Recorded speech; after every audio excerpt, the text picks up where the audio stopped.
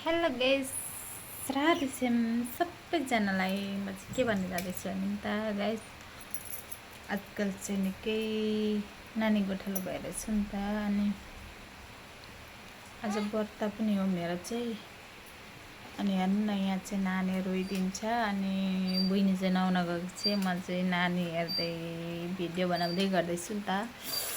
किनभने चाहिँ नि त विशेष गरी बनाएको भिडियो चाहिँ नि त मैले चाहिँ आज चाहिँ मेरो व्रत हो अनि म चाहिँ रोटी खान लागेकी छु। मेरो चाहिँ कपाल चाहिँ साथी हो सुके छैन नि त।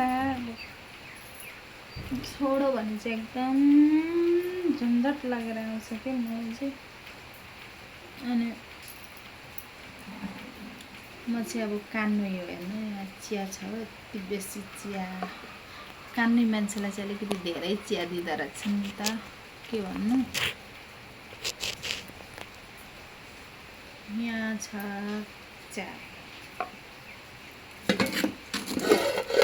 चाहिँ मलाई बहिनीले रोटी ल्याइदिएकी छे। रोटी बनाएको चाहिँ कसले थाहा छ गाइस। मेरो स्वामीज्यूले रोटी बनाइदिनु भएको छ र न एकदम मायाले व्रतको दिन खा भनेर बनाइदिनु भएको छ नि त। अनि अब आफ्नो बुढाले यत्रो मेहनत गरेर बुढीलाई रोटी बनाइदिइसकेपछि त नखानु भन्ने त कुरै छैन होइन भन्नु त। अनि म चाहिँ अब स्वामीज्यूले बनाइदिइसकेपछि त रोटी त खानै पर्यो।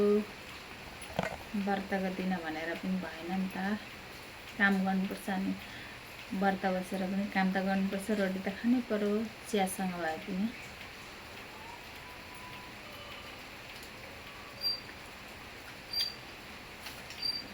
रोटी चाहिँ भन्नुहुन्छ भने लाबो जस्तै भइसकेछ।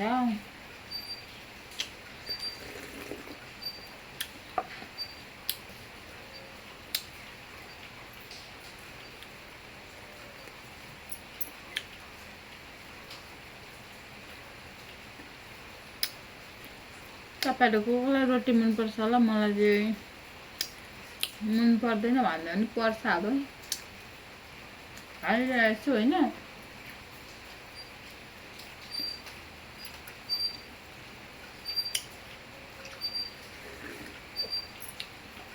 मन पर्दैन भनिसक्नु पनि त छैन नि त साथी हो। रोटीको भाँडै अगाडि लिएर बसिरहेको छु। अब रोटी खाँदै खाँदै भिडियो बनाउँदैछु।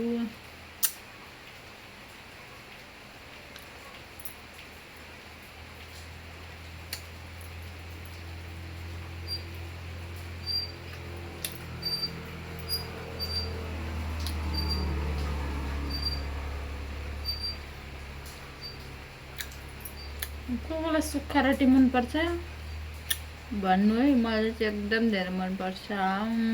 अर्को भिडियोमा बाई।